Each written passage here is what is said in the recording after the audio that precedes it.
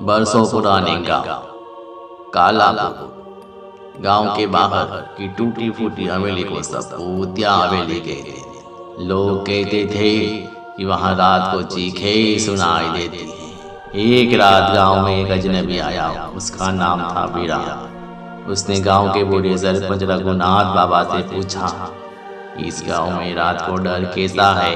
बाबा ने कांपते हाथों से दीपक जलाया और धीमी आवाज में बोले, बेटा, कुछ चीजें इंसानों के जानने के लिए नहीं बनी होती। रात के बाद यहाँ कुछ ऐसा आ जाता है जिसे हम नहीं छेड़ना चाहते। लेकिन विराट मानने वाला नहीं था। उसने फैसला किया कि वो हवेली के रहस्य को जरूर सुलझाएगा। आधी रात के समय जब पूरा गांव सन्नाटे में डूबा हुआ था, विराट ने अपनी टॉर्च उठाई और अकेले ही हवेली की ओर बढ़ा। जैसे ही उसने दरवाजा खोला, एक ठंडी हवा का झोंका उसके चेहरे से टकराया।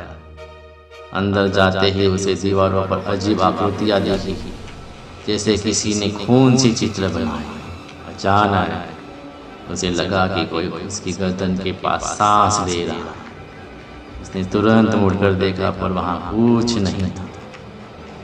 ऊपर जाते ही उसे एक पुराना लकड़ी का संदूक दिखा। जैसे ही उसने उसे खोला, अंदर एक पुरानी डायरी पर लिखा था, मैं माधव हूँ, इस हवेली का आखिरी वारिस।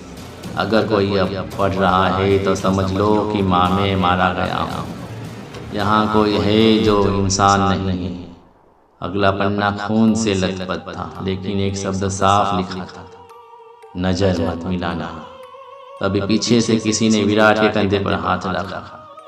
उसने कांपते हुए मुड़कर देखा। वह एक महिला थी, पीली सूजी हुई आंखें, उलझे बाल और मुंह से टपकता खून।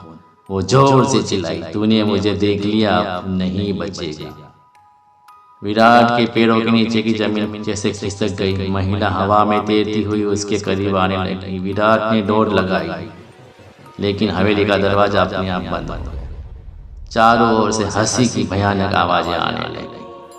वो जैसे जैसे खिड़की से कूदकर भागा। बाहर आते ही उसे एहसास हुआ कि गांव अब वैसा नहीं रहा। वहां अब सिर्फ खंडहर थे, जैसे गांव वर्षों पहले ही खत्म हो चुका हो।